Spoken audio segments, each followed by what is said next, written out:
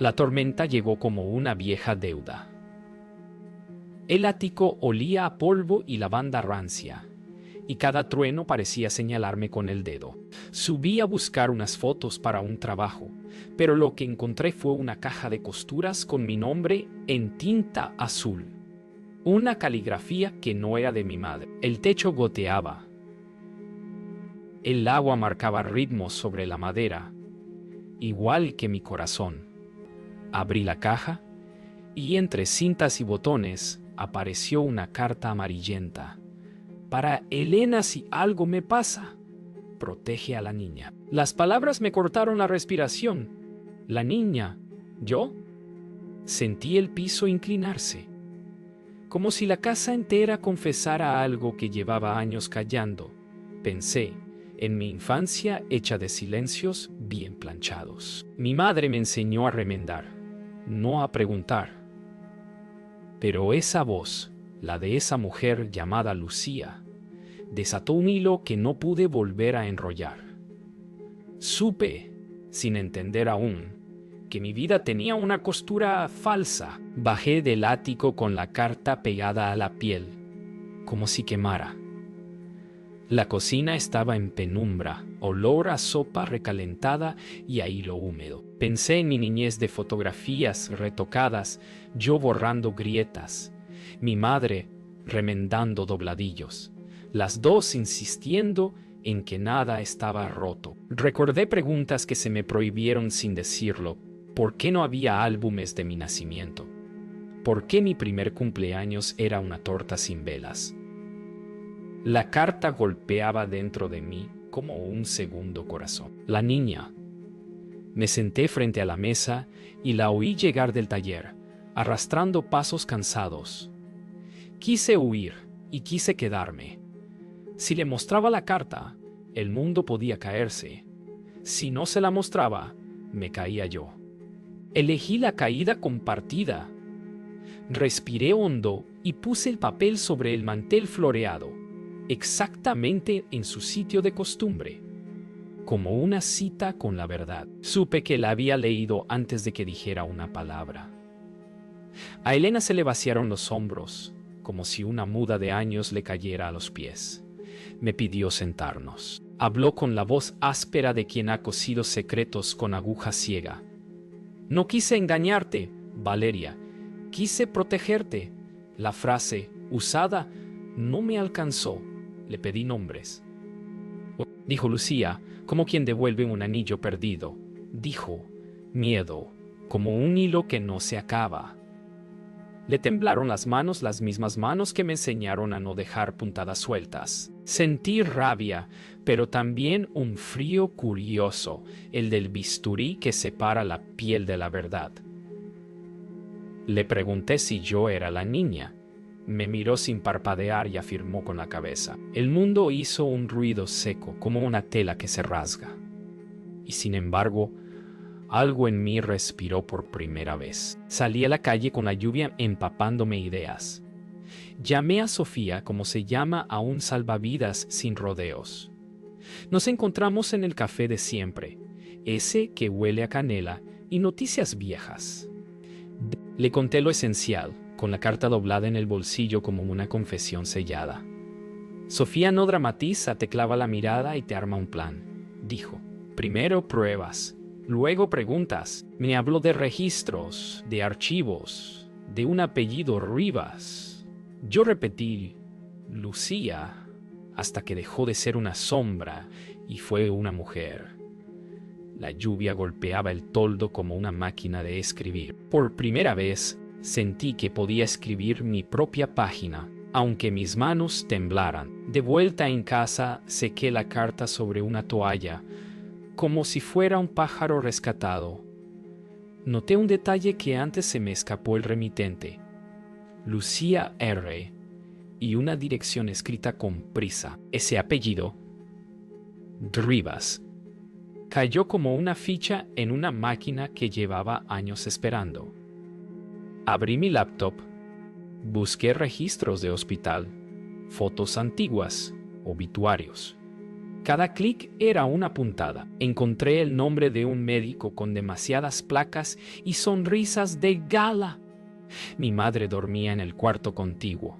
Cada respiración suya me llegaba como una ola corta. No quise despertar su culpa ni alimentar mi furia. Solo guardé la dirección, el apellido y la certeza de que esa carta no había sido un accidente sino un mapa. Y yo, por fin, tenía sed de destino. Elena no me miró a los ojos, miró mis manos, como si allí estuviera escrito el daño. Dijo mi nombre con esa costura de ternura y miedo que me crió. No naciste conmigo, Valeria. Te tomé porque te estaban quitando la vida. La frase cayó como un hierro al rojo sobre agua siseó. Levantó vapor, dejó olor a metal en la memoria. Quise preguntar 1000 cosas a la vez y solo me salió una. ¿Quién me dejó? Ella respiró hondo, como si subiera a un armario por las escaleras del alma.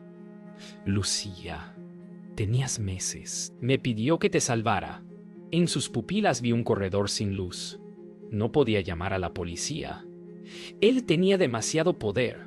Esa palabra, poder, dejó un eco en la vajilla. En las paredes, en mi pecho. Si te mentí fue por amor, dijo. Yo pensé que el amor también debe aprender a decir la verdad.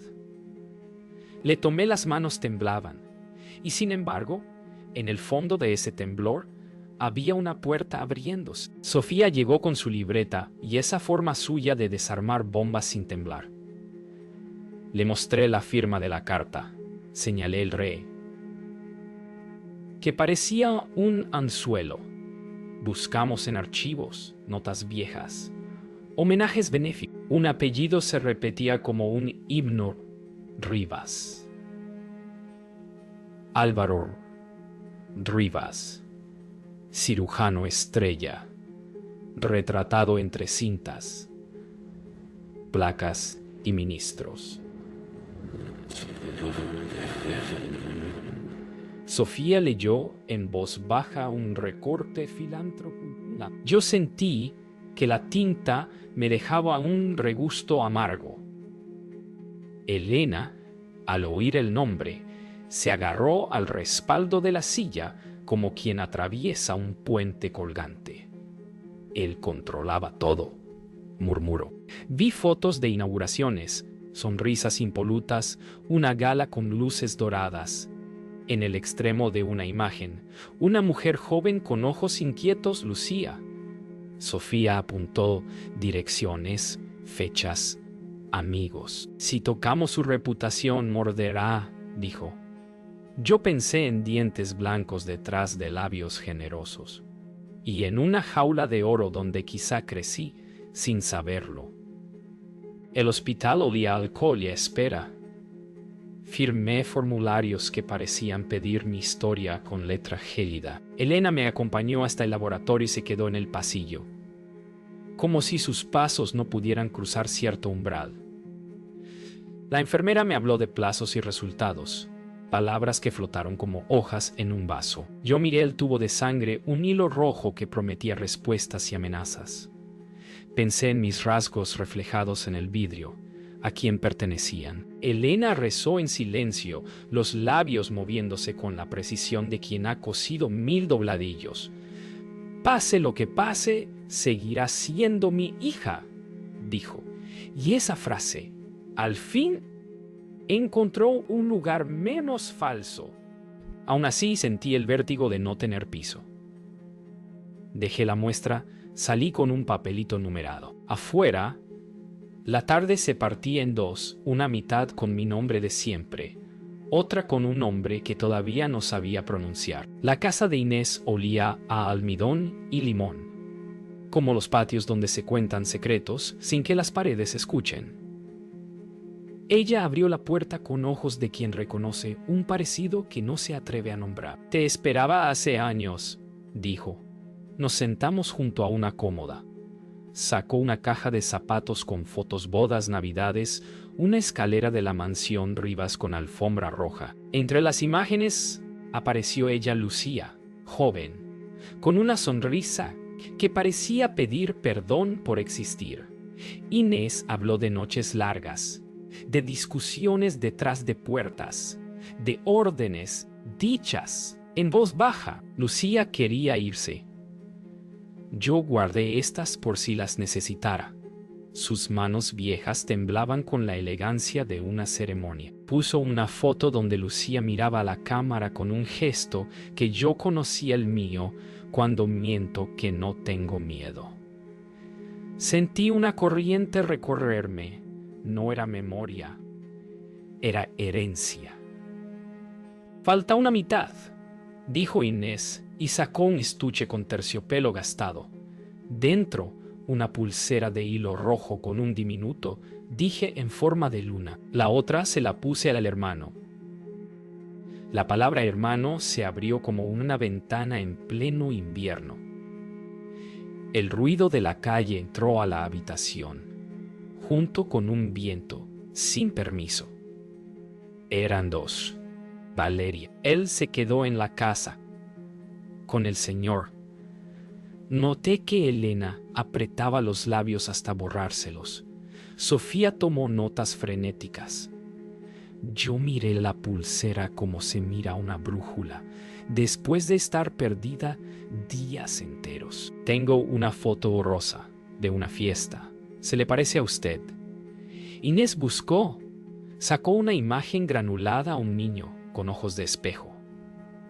Sentí algo animal, antiguo, reconocerlo. Gemelo. La palabra tuvo peso y música, y al fondo, el apellido Rivas volvió a relucir, como una placa bajo un foco. La historia dejaba de ser rumor, era sangre. La gala del hospital era un teatro de luces y sonrisas que no necesitaban verdad. Yo llevaba un vestido prestado y una pulsera que parecía latir por cuenta propia.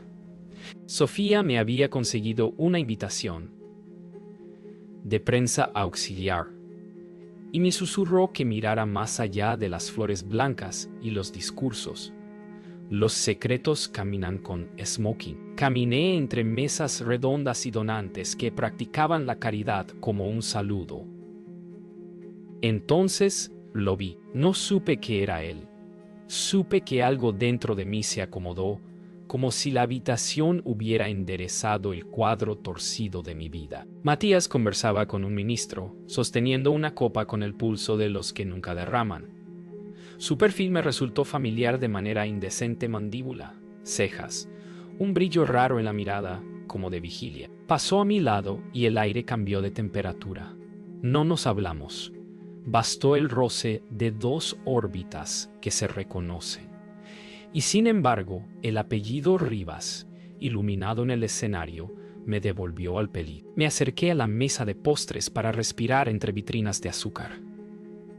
Él llegó por el otro extremo, impecable, con esa eficiencia de quien ha aprendido a abrir todas las puertas antes de tocar. La noche le parece larga, dijo, voz baja, tono práctico. No supe si me hablaba a mí o a la idea de mí que vio en mis ojos. Contesté cualquier cosa. Un chiste tímido sobre los macarons. Y la conversación se movió sola, como si ya hubiera sido ensayada. Aprendí lo mínimo, trabajaba en la fundación, organizaba la logística de la gala, cosas invisibles. No dijo su apellido. Yo tampoco. Lo miré de frente y sentí un estremecimiento, el espejo de alguien que nunca vi.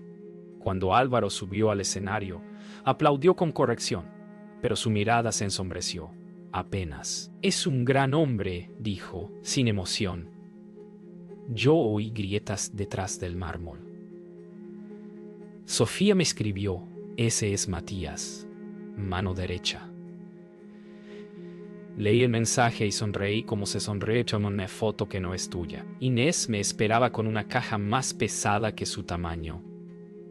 El patio olía a ropa recién planchada y a hojas de laurel. Lucía no estaba sola, dijo, y puso sobre la mesa un cuaderno con tapas de cuero y un nombre escrito con virome Diego. Me habló de un músico que aparecía y desaparecía como un estribillo, de risas apagadas en la cocina, de promesas hechas en servilletas. Él quería llevársela lejos. Yo creí que lo lograrían. Las páginas tenían acordes, dibujos torpes y frases que dolían por lo sencillas. Para cuando seamos 4, sentí el peso de una canción no cantada. Inés bajó la voz. Esa noche el Señor discutió con ella. Después ya no la vi. El silencio dejó un hueco tectónico. Le pregunté por Diego. Vivo debe estar, pero escondido. Miedo y culpa hacen casas resistentes. Guardé el cuaderno como se guarda una brújula que señala un norte que también asusta. Las amenazas llegaron sin firma y con olor a tinta húmeda. Un sobre bajo mi puerta, otro en el buzón del café, un tercero en el limpiaparabrisas. Deja eso. No sabes con quién te metes. Las letras recortadas parecían jugar a ser anónimas. Pero el pulso era demasiado prolijo. Sofía fotografió cada sobre. Elena quiso quemarlos y yo quise archivarlos. Esa noche, el teléfono sonó y no habló nadie. Se respiró. Miré por la ventana y me devolvieron la noche y mi cara. Recordé el aplauso correcto de Matías, la sonrisa vacía de Álvaro, el cuaderno de Diego como una vela en medio del cuarto. No estaba sola, me repetí. El miedo era un visitante, no el dueño de casa. Apreté la pulsera roja contra la muñeca hasta dejar marca. Si quieren asustarme, es que estoy cerca, pensé.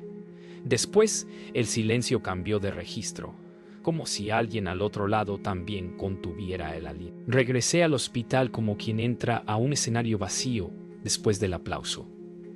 Sofía había rastreado un archivo digital con permisos caprichosos. Me quedé sola en una sala de registros, una computadora vieja, un ventilador que tosía. Escribí: Rivas, Lucía, y el sistema me devolvió un laberinto: ingresos, altas, movimientos de personal. Abrí un documento y el cursor titiló como un animal pequeño. Faltaban hojas. Otras tenían sellos repetidos como un mantra. Las fechas eran rompecabezas, una ecografía sin firma, una transferencia a una sala cerrada por reformas. Anoté los nombres de 2 enfermeras que aparecían y desaparecían, y un quirófano sin listado oficial. Guardé capturas en un pendrive como quien roba pan de una cocina ajena. Cuando apagué la pantalla, la sala fue otra más fría, más fina en sus líneas. Supe que había tocado la música prohibida y que, si la escuchaba completa, nada volvería a ordenarse igual. Elena me llevó al cuarto de costura como quien entra a una iglesia vacía. Cerró la puerta y habló mirando el suelo, pero cada palabra era un vidrio limpio. Yo la vi, Valeria. Aquella noche, Lucía lloraba en la escalera de servicio. Él la tenía del brazo. La llamó desagradecida. Yo escuché un golpe seco, el de una cabeza contra la baranda. La sangre era poca, pero el miedo era un océano. Se llevó la mano al pecho, como arrancándose un alfiler. Quise llamar a alguien, pero Álvaro ya estaba dando órdenes al mayordomo. Nadie vio nada. Lucía me miró como si me pidiera perdón por vivir. Me dijo: la niña, y supe que te necesitaba lejos. Sentí un eco de hierro en la garganta.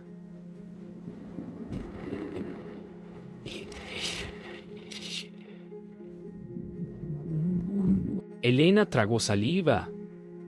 Silencio. Al día siguiente, dijeron que se fue, que era inestable. Yo te tomé en brazos y corrí. Su voz se quebró, la mía también. Entre nosotras, una verdad con cicatriz. Sofía llegó con una bolsa de plástico transparente, como si trajera un pez vivo. Dentro, un cassette. Estaba en un cajón falso del aparador de Inés. Lo puse en el viejo reproductor que usaba para digitalizar cintas. El zumbido de la cinta fue un ascensor hacia otra época. La voz de Lucía entró tímida, como una visita que pide permiso. Si alguien escucha esto, es porque no pude irme. Dijo el nombre de Álvaro con una calma que helaba. Habló de listas de pacientes, de pruebas sin consentimiento, de noches en el quirófano con luces que no eran de urgencia. Se oyó un golpe, luego un susurro. La niña. Elena se tapó la boca. Sofía grabó con el celular profesional hasta en el temblor. Yo sentí que el aire se volvía más denso, como si la habitación se llenara de agua. Paré la cinta.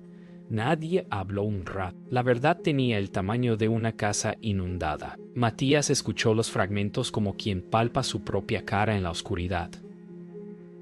No estaba con nosotras. Sofía le había enviado un corte anónimo, un señuelo medido. En la oficina de la fundación, el mármol se volvió frío de hospital. Él retrocedió la pista y la volvió a oír la palabra. Ensayos. La palabra. Consentimiento. La voz joven y cansada de Lucía. Miró el retrato de Álvaro colgado sobre la biblioteca, como quien inspecciona un mapa que ya no coincide con el territorio. Recordó detalles que había decidido no mirar, facturas duplicadas, llaves que abrían puertas que no existen, la pulsera roja que me había visto llevar. No puede ser, dijo. Pero la frase no se le sostuvo. La duda, una grieta mínima, empezó a multiplicarse como hielo en vidrio. Marcó el número de Álvaro y no llamó. Abrió el cajón con las llaves maestras y lo cerró. ¿Y si la verdad no necesita mi permiso?, pensó, y la cinta siguió girando. El hombre trajeado se presentó como amigo de la casa. Me citó en un hotel con alfombras que amortiguaban los pasos y camareros que aprendieron a no mirar. Puso un maletín sobre la mesa y habló de oportunidades, de tranquilidad para Elena, de becas para mi pequeño taller de restauración. No dijo soborno, dijo futuro. Yo miré la pulsera roja, gastada en los bordes, y sonreí con una educación que me quedaba apretada. ¿Cuánto cuesta olvidar una voz grabada?, pregunté. Él carraspeó, deslizó una hoja con un acuerdo de confidencialidad y un cheque sin cifra. Sentí un asco limpio. Útil. Pensé en Lucía diciendo, la niña. Pensé en Matías sin saber quién era. No vendo a mi madre ni a mi memoria, dije. Y empujé el maletín de vuelta. El hombre dejó de sonreír. Su máscara se recortó. Hay gente peligrosa, dijo. Yo también, respondí, descubriendo que por fin me creía. La sirena no gritó. La tragedia entró con papeles. 2 policías tocaron la puerta con cortesía burocrática y preguntaron por Elena. Detención preventiva por sustracción de menor. El mundo se me inclinó. Elena se puso el saco más viejo, como si fuera a trabajar, y pidió tomar su costurero. No tardaré, dijo con una dignidad que ofendía la acusación. En la vereda, los vecinos miraron como si la lluvia fuera cine. Sofía apareció con su grabadora y su rabia profesional. Llamó al abogado. Yo no lloré. Fui por la carta, por la cinta, por el cuaderno de Diego, por la pulsera. Hice un inventario de nuestra verdad portátil. Cuando la patrulla arrancó, vi, detrás del vidrio, a Álvaro en la esquina, tan impecable como una foto de gala. No se acercó, no hizo falta. Entendí su plan. No era borrar la verdad, sino manchar. No te dejaré sola, murmuré hacia donde iba Elena. ¿Y la noche? Al fin me oyó. La madrugada tenía olor a metal húmedo, como si el tiempo hubiese oxidado mis pulmones. Fui a ver a Elena al centro de detención y me devolvieron un horario, un número, una silla de plástico. Ella entró con ese abrigo viejo que usa para coser y me sonrió como si pudiera planchar la arruga de una acusación. Cuando me tendió la mano, la aparté 1 milímetro, apenas lo suficiente para herir. Necesito respirar sin tu silencio, dije, y la frase me mordió por dentro. Elena asintió con esa dignidad que duele, porque no discute. Yo te llevo en cada puntada, respondió. Me levanté abrupta. La silla chilló como un reproche infantil. Afuera, una lluvia terca limaba la calle. Caminé sin rumbo, con la carta en el bolsillo ardiendo, preguntándome si el amor también sabe equivocarse hasta romper lo que protege. Esa noche decidí quedarme sola con el ruido, como quien deja que el vendaval pase por dentro y se lleve lo que ya no sirve. No vi a Matías enfrentarlo, pero lo escuché en mi cabeza como si el mármol de la fundación transmitiera voces. Él debe de haber entrado con su precisión de siempre, cerrando la puerta sin ruido para que el mundo no oyera el crujido de un edificio viejo. Necesito respuestas. Imagino que dijo. Y la palabra necesito se le habrá atragantado como una primera desobediencia. Álvaro, con su traje impecable y su sonrisa de retrato, habrá puesto una mano en su hombro, como quien felicita a un hijo que aún no existe. La familia no se cuestiona, habría susurrado. Entonces, una sombra debió cruzarle los ojos a Matías. Una mota de realidad en el barniz.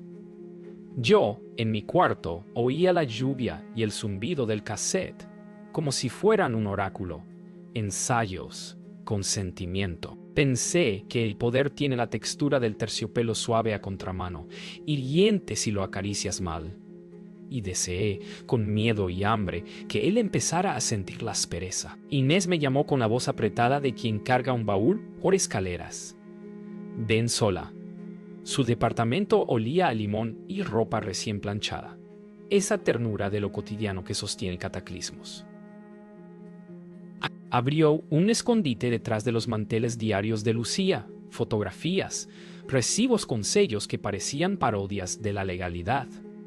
En una Polaroid, Lucía sonreía al lado de un hombre con guitarra Diego. No era un héroe, era un hombre con sueño en los ojos y una alegría simple colgándole de la boca. No murió, dijo Inés. ¿Se escondió? El cuaderno tenía frases torpes y hermosas. Para cuando seamos 4. Acaricié esas palabras como quien rescata un pajarito del asfalto. Inés me miró largo, él quiso llevársela. Ella quiso llevarse a los dos.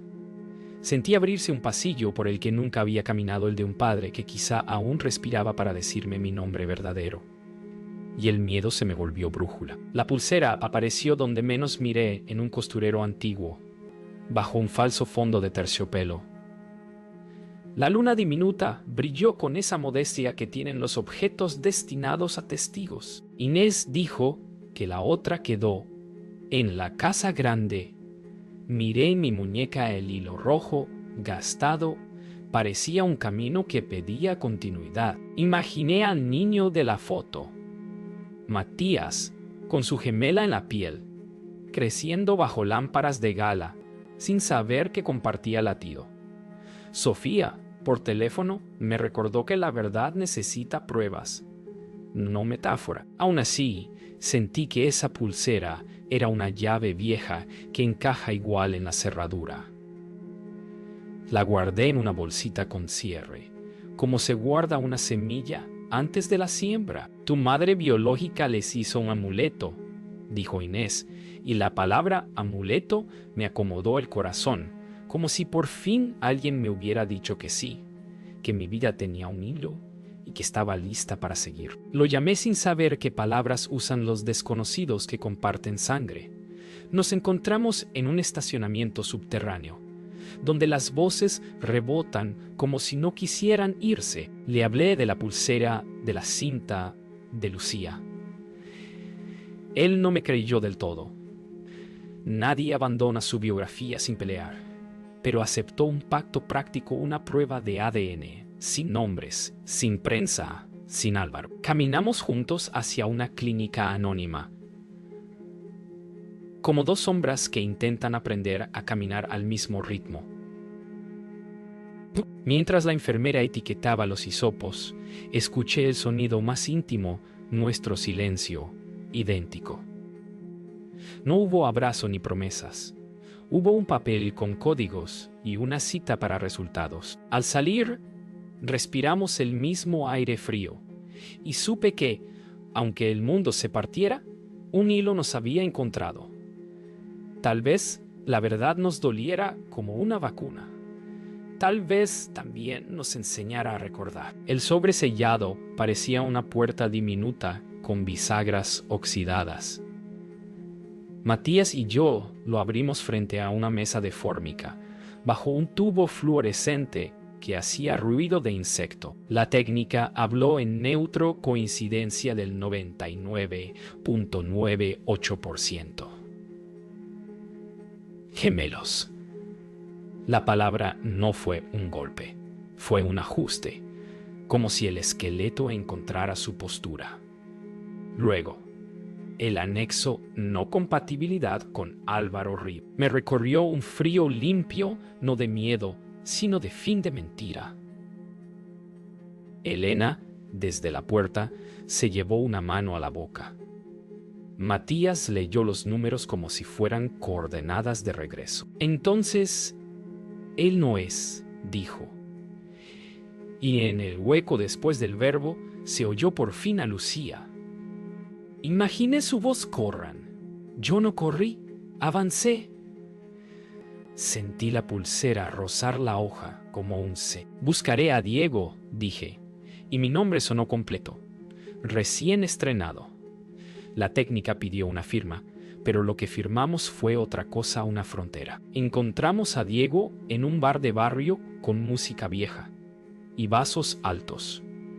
No hubo épica, solo un hombre que se daba ánimo con el borde de una servilleta. Tenía las manos de quien dejó de tocar para no tocar la culpa. Cuando dije, Lucía, se le cayó la vista como una cortina. Matías se mantuvo un paso atrás, alerta, sin saber dónde guardar los ojos. No morí, dijo Diego, y la frase entró cojeando. Habló de amenazas, de puertas que se abrían solas, de trabajos que se perdían como monedas. No supe protegerlas. Yo pensé que a veces el miedo no es cobardía, sino un cuarto donde uno se queda encerrado mucho tiempo. Le mostré la pulsera. Él se llevó los dedos a la frente, como si afinara una nota que olvidó. Soñábamos con irnos al sur, murmuró. No le pedí perdón ni permiso, le pedí verdad, y en esa mesa pegajosa, la primera verdad fue que aún respiraba. Nos fuimos a un cuarto de pensión que olía a madera mojada. Diego puso sobre la cama un cuaderno con tapas abolladas. Ella iba a denunciarlo, dijo. Habló de listas de pacientes voluntarios que no sabían que lo eran, de fármacos en fase gris, de una sala sin cartel donde la noche era más larga. La grabé una vez, por si me acusaban de loco. Sacó una grabadora mínima. La voz de Lucía entró por el altavoz con esa mezcla de miedo y exactitud que tienen las enfermeras buenas. Dijo fechas, nombres, protocolos. Si no aparezco, la niña. Me ardieron los ojos, no por tristeza, sino por foco. Matías escuchó con los brazos cruzados, como si refugiara un temblor. Diego, por primera vez, levantó la cabeza. Creí que esconderme te salvaba. Solo los dejé crecer. Nadie lo abrazó. Pero el silencio cambió de textura. Ya no era un muro. Era una mesa de trabajo. Sofía se convirtió en una orquesta de una sola mujer.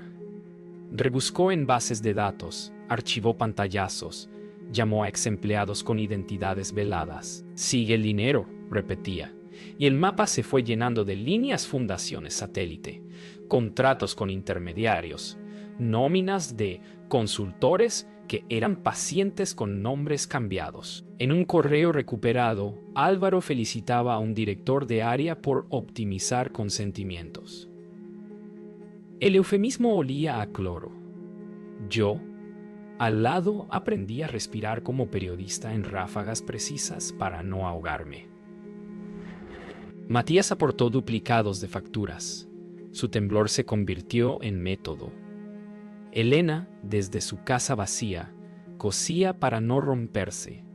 Diego escribió una lista de nombres que guardaba en la lengua. Con esto se cae, dijo Sofía sin prometer. Yo asentí sin pedir garantías. La verdad, entendí, no es un rayo, es una lámpara encendida cada noche hasta que los ojos de todos ven. No bastaba con saber. Había que volverlo inevitable. Sofía habló con un fiscal de ética rígida y paciencia de relojero Herrera. Nos recibió sin aspavientos, como quien mide primero el peso y luego la forma. Llevamos la cinta de Lucía, los correos, las nóminas, las facturas. Preguntó por cadenas de custodia, por fechas, por testigos que no fueran sangre. Diego aceptó declarar. Elena enviaría una carta jurada. Matías ofreció llaves, horarios, organigramas. Si esto sale mal, me quedo sin trabajo, dijo. Y su voz sonó a adulto. Herrera delineó un plan orden de allanamiento condicionada, impacto mediático, para que no la hundan en un cajón, gala próxima como escenario.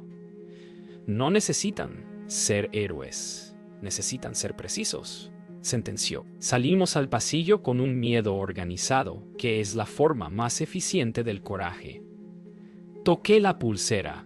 Prometí en silencio no confundir venganza con justicia, y caminé hacia la noche como hacia un ensayo general. La gala volvió a ser un teatro, pero esta vez yo conocía la tramoya. Caminé entre flores blancas y copas temblorosas con la seguridad de quien lleva una verdad como antorcha. Sofía me guiñó desde la mesa de prensa. Matías, impecable, ocupó su puesto junto a la cabina de sonido. El programa anunció un homenaje a la excelencia clínica, y yo sentí que la palabra excelencia crujía como celofán. Cuando Álvaro tomó el micrófono, el salón aplaudió como quien paga una deuda. Esperé la señal 3 destellos de la pulsera de Sofía. Matías asintió, bajó una palanca. La voz de Lucía inundó los altavoces. Si escuchan esto, es que no pude irme. El silencio se volvió sólido, una pared inesperada. Vi a Álvaro parpadear, medir el peligro, recomponer la sonrisa. Manipulación, dijo. Yo avancé. Ella tenía nombre. En la pantalla aparecieron nóminas, fechas, correos. Su mirada buscó salidas. El salón, por primera vez, eligió mirarnos. El primer murmullo fue de incredulidad, el segundo de miedo, el tercero de furia. Las palabras de Lucía, nítidas, citaron protocolos, turnos, pacientes con nombres cambiados. Sofía proyectó la frase optimizar consentimientos sobre una cortina de terciopelo que de pronto pareció una sábana de hospital. Álvaro caminó hacia mí con la calma entrenada de quien ha sorteado crisis públicas. Muchacha, no te instrumentalices. Supe entonces que para él yo seguía siendo descartable. Matías se colocó entre ambos con un gesto mínimo, una frontera de sangre y decisión. Padre, dijo, y la palabra se quebró como vidrio fino. Hubo un rumor de cámaras. Los donantes bajaron las copas. Yo hablé sin elevar la voz. Conté la carta, la noche en la escalera, la detención de Elena, la prueba de ADN. No soy tu historia, soy la mía.